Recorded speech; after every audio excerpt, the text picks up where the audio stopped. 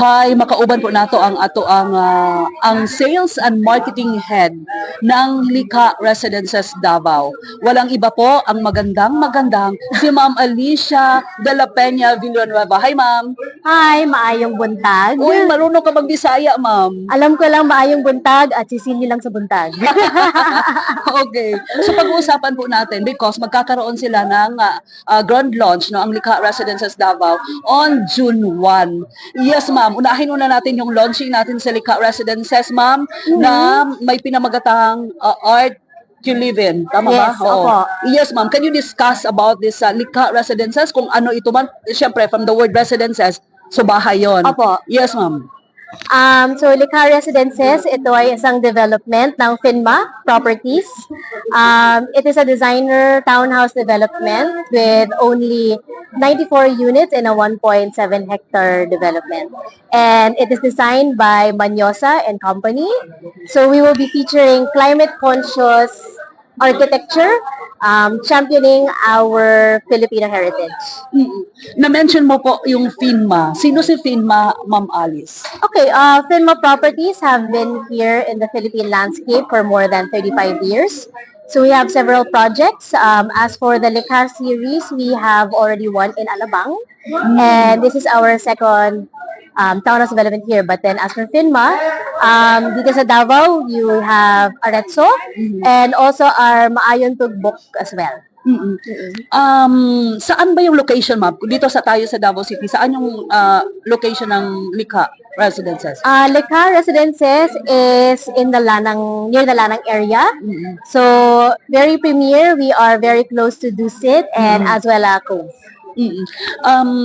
During the Likha Residences is partnering with the architect Jello Manyosa. Yes po. O bakit siya yung kinuha natin na maging planner natin, ma'am, sa ating mga houses, mga townhouses? Okay. For us in Finma, it's very important for us that we partner with a firm that had the same values of embracing Filipino identity and culture.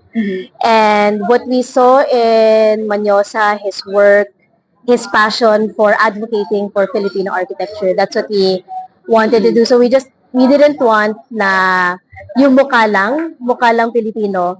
Pero ang gusto namin, ang philosophy na dapat ang bahay, parang bahay kubo, na it can withstand yung climate ng Pilipinas. So it's meant to last 4 generations na alam mo, mamamana mo sa mga anak mo and they still want to live there. Okay. So, parang na-excite ako kay Architect Jello. Andun ba siya Andun ba siya sa ground launch, ma'am? He will be featured, but then physically not there, but he will be sending a video for us. Okay. But then we will have someone from Manyosa and Company as his proxy. Medyo na-intriga ako doon sa climate design ng mga townhouses natin, ma'am. Yes po. Oo, kasi alam naman natin na ang Pilipinas, iba, lalo na dito sa Davao City, mainit. Siyempre may mga earthquake din, di ba, Yes, na nangyayari din. So ano yung medyo climate conscious yung design natin sa ating mga townhouses? Can you tell us about this? When we say about climate conscious, it means it is, well, one, you get maximum sunlight. Second, there's cross ventilation in the units. You get minimal heat in kasi usually ang townhouses na ginagawa, usually ang init, diba? At saka makitid. So, yung sa amin, it is purposely designed na pag buksan mo, pag nasa loob kayo ng bahay, you don't have to open too many lights kasi may sunlight na papasok.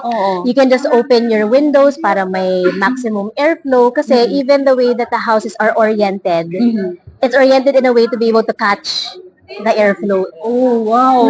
So, hindi na tayo masyadong mag-aircon siguro niyan. I hope so. I mean, that one I cannot promise. Depende kung sino ang titira doon. But then, we promise you an experience that you will be proud of your Filipino heritage. And especially, your Davaoeño heritage as well. Nakita ko yun sa mga photos pa lang, ma'am. Hindi pa yun sa actual, ha? Yung mga townhouses natin. Parang ano siya, parang, ang tawag doon, parang yung design, at saka yung, ano yung ginamit natin ng mga materials doon, ma'am? For the exterior, I think one that's very Filipino is the use of adobe stones. You know, yung mga dating bahay natin, may Oh, mga yeah. adobe stones. And I think that's something that we need to embrace then na parang bringing, I guess like bringing history forward with us, bringing our heritage forward and incorporating it in modern living. So with our adobe stones, even yung facade namin has inspiration from Davaoenyo weaving, actually. And we wanted to incorporate that type of culture in our development. Okay, so excited tayo dyan, lalo na sa ground launch. During the ground launch, makita natin yung physical, ma'am, na townhouse.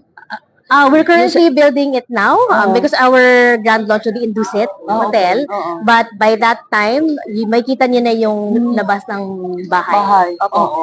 Ano din siya, ma'am? Medyo napansin ko din na townhouse yung develop ni Likha Residences. Oo. Hindi siya condominium type na which is medium rise or high rise. Opo. No? Oo. Dito tayo townhouse. Ilang Opo. story ba ito? Yung townhouse po namin ay 3 stories. 3 stories. And may option po kayo na lagyan ng elevator din, especially if you have elderly or PWD na family member. Okay, so may option. So meaning, depende sa kanila. Yes po. Okay. Ma'am, ito na lang siguro. Ano yung unique feature ng Likha Residences? I guess like the unique, I wouldn't say one feature, but then several features. One would be it would be climate conscious. It is master planned, and at the same time, it's a private low density community. So those are the main features of our cars. And of course, it has a timeless Filipino design that you will be proud of even after 20 to 30 years of living there. Oo. Ma'am Alice, any plans of building another units or houses outside Lanang area? That Any will, project? Do you have any project? that will you will have to wait for our announcement for that. Yes. So, Oo, di ba? So, surprise po yan.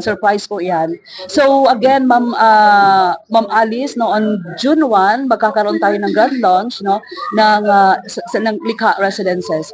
Tanong, ma'am, first time ba ito na mag-launch tayo? Tama, dito sa Davao, no? yes, it is the first time the car residences will be launching here in Davao. So we're very excited to host it, and especially with a series of events that we have sa June 15 and July 1, we are excited to showcase Davaoenyo's best in the art scene. Oo. Ma'am, aside from the grand launch, mayroon tayong mga side events, no, during sa launching. Ano ito, ma'am? On June 15, it's Art You Can Wear, wherein we are having Emilia Sitar jewelry. So they will be launching a specific collection for Likha Residences. Okay. And for Art You Can Taste on July 6, it will be a curated event where it's a special menu na gawa ng ating mga chef partners. During sa grand launch natin, ma'am, sino yung mga expected na guest na attend sa launching?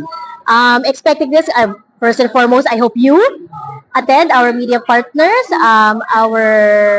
of course, our esteemed guests from our families who are partners as well in Davao.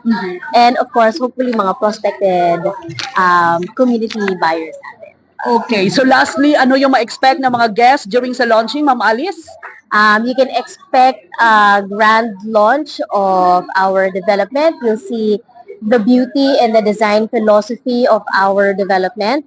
We have a special segment of feng shui and of course a night of socials essentially. So it's gonna be a fun night for everyone. Okay, so excited po tayo sa grand launch ng Likha Residences. Again, Ma'am Alice Villanueva, maraming salamat po. Siya po yung head ng sales and marketing ng Likha Residences Davao. Thank you, ma'am. Thank you so much, Miss Ruth. Thank you, Okay. ma'am. Bye.